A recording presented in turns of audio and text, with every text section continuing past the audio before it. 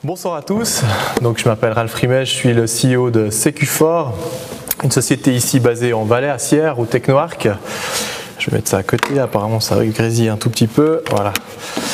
Donc je vais vous parler aujourd'hui de ce thème de innover pour lutter contre le front fort et prenons notre cas effectivement par rapport à cette situation. Pour nous c'est plutôt une situation qui est positive, donc on a plutôt bénéficié en fait du contexte actuel du front fort. Je vous expliquerai pourquoi et comment est-ce qu'on a créé en fait une opportunité pour nous dans le cadre de cette problématique générale. Donc juste quelques mots sur la société Secufor. Donc je viens ici avec un petit peu d'émotion puisque la dernière fois je crois que je suis venu sur cette scène c'était il y a à peu près 7 ans quand j'étais encore étudiant à la HEVS et puis j'ai présenté pour la première fois le projet Secufor sur ce pupitre. Donc ça me fait toujours un peu chaud au cœur de voir après 7 ans les progrès qu'on a fait et puis que l'entreprise qu'on en est devenue.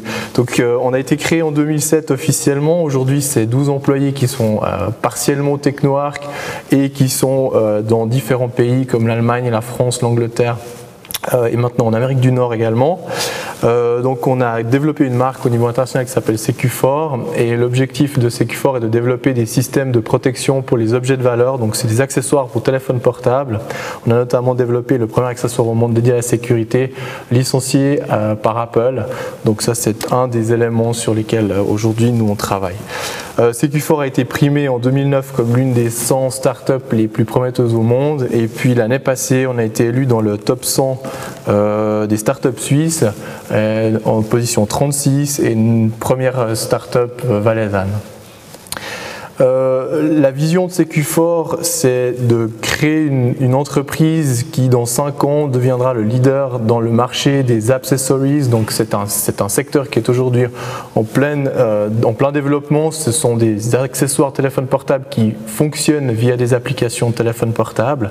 Donc nous on a développé une première gamme de produits qui s'appelle Secufor Bags qui sont commercialisés actuellement dans une quinzaine de pays au monde avec un marché principal qui est en Allemagne et cette solution elle fonctionne via votre téléphone portable. Je vous laisserai aller sur le site internet pour avoir plus d'informations si vous le désirez. En gros, on est présent donc dans des magasins, dans des réseaux de distribution. Donc on fonctionne avec des distributeurs locaux qui ensuite revendent le produit à des revendeurs du type MediaMarkt, Fnac, etc. Et donc pour nous, la contrainte, elle est que 90% pratiquement de notre chiffre d'affaires est effectué hors du territoire suisse. Donc évidemment, l'impact du taux de change il est important puisqu'on achète nos marchandises principalement en Chine, en dollars. On a des coûts qui sont en francs suisses principalement puisqu'on a des salariés qui sont en francs suisses et puis on a un chiffre d'affaires qui vient principalement d'Europe actuellement et pour quasiment 70%, 75% du chiffre d'affaires. On a des réseaux de distribution qui sont spécifiés ici. On travaille beaucoup avec le marché du retail, donc vraiment les grandes enseignes dans le consumer électronique. Et on travaille aussi avec de la clientèle B2B, des grandes entreprises, et puis avec des sociétés spécialisées du type Securitas en Suisse par exemple. Alors voilà, pour nous, la répartition du chiffre d'affaires, elle se fait de la manière suivante. Aujourd'hui, le marché principal sur lequel on est actif, c'est l'Allemagne. C'est le marché en Europe aussi qui tire un tout petit peu tout le reste de l'Europe. C'est le marché aussi qui est central au niveau de notre industrie. Donc c'est ici qu'on va travailler et qu'on va principalement investir dans les prochains mois et années. Et puis on développe petit à petit les autres marchés connexes qui sont les grands secteurs comme la France, l'Angleterre. Et puis on a aujourd'hui, paradoxalement, beaucoup de demandes hors du marché européen, donc on sent bien aussi l'effet de crise en Europe puisqu'on a des marchés qui sont beaucoup plus innovateurs ou qui ont tendance à prendre plus de risques et c'est des marchés typiquement qui sont liés à l'Asie ou à l'Asie-Pacifique comme l'Australie, le Singapour, Hong Kong, donc c'est vraiment des marchés qui fonctionnent bien, donc on a de la demande et on a des commandes qui viennent automatiquement avec des gens qui entreprennent dans ces secteurs-là. Alors pour nous, l'impact du front fort en termes d'impact réel, évidemment, pour une start-up, c'est un tout petit peu différent parce qu'on fonctionne un petit peu de manière anticyclique. On a des investisseurs qui investissent, donc on représente une opportunité d'investissement dans un secteur qui est quand même relativement serré, où la bourse ne joue plus forcément son rôle. Donc on cherche d'autres options d'investissement. Et les sociétés comme les nôtres deviennent intéressantes puisqu'elles permettent aussi d'avoir des profits sur, on va dire, des horizons à moyen et long terme qui peuvent intéresser des investisseurs. Donc en termes financiers, c'est clair que pour nous c'est un intérêt et c'est intéressant puisqu'on a des investisseurs qui s'intéressent à ça. Mais évidemment, l'impact pour nous, il est que on fait nos prévisions de chiffre d'affaires et le chiffre d'affaires, malheureusement, il est en baisse puisque les revenus sont en euros et forcément les prévisions de vente elles sont justes, mais je dirais l'encaissement est un tout petit peu différent. Donc on a une problématique qui ici nous affecte directement. Ensuite on a la baisse évidemment de nos marges puisqu'on doit s'adapter par rapport à l'impact du franc fort, et puis évidemment on paye nos salaires donc en francs suisses, donc on est je dirais impacté aussi de cette manière-là. Par contre, évidemment, il y a aussi des plus, et notamment le fait d'être présent sur les marchés européens nous permet d'être financé principalement par des investisseurs suisses, donc en francs suisses, et de payer nos charges d'investissement en termes marketing ou en termes de promotion et toutes nos équipes qui sont à l'étranger en euros. Donc évidemment les charges diminuent aussi de ce côté-là. Donc c'est aussi une opportunité pour nous. Et puis avec la baisse du dollar, on a évidemment des coûts de production qui diminuent. Aujourd'hui ça se tient plus ou moins, donc on arrive à tenir des marges qui sont relativement stables, je dirais entre les coûts de production et à la fin le prix de vente en euros.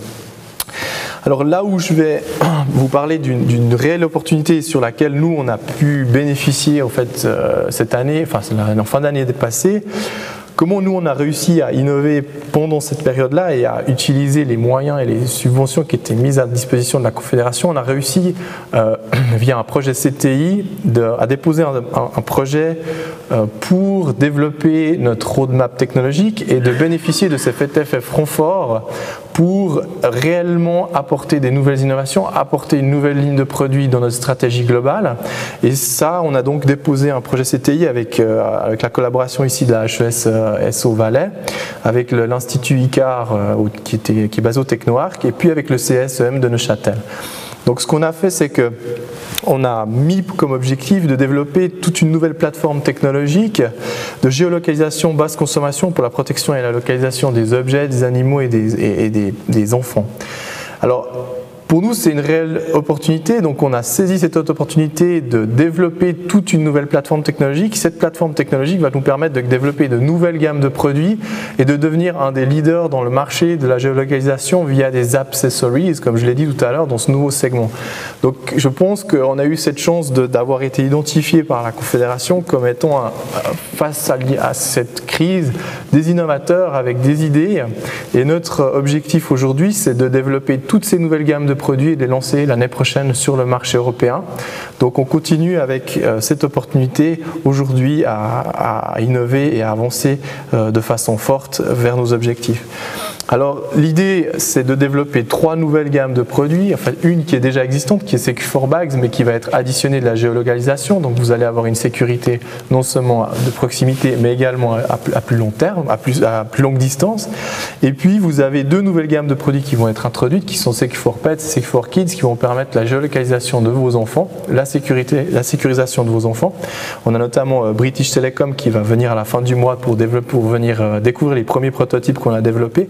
Donc on commence à développer vraiment une innovation qui intéresse aussi des partenaires au niveau international et qui nous permettent de montrer justement qu'aujourd'hui on devient un des innovateurs dans ce domaine des accessories et de ces accessoires pour téléphone portable. Voilà, j'en ai terminé pour ma présentation. C'était un petit overview de ce que pour nous est la crise, mais je pense pour nous en tout cas, pour résumer, c'est vraiment une opportunité et je pense qu'on a su la saisir dans ce cadre-là. Voilà, je vous remercie pour votre attention.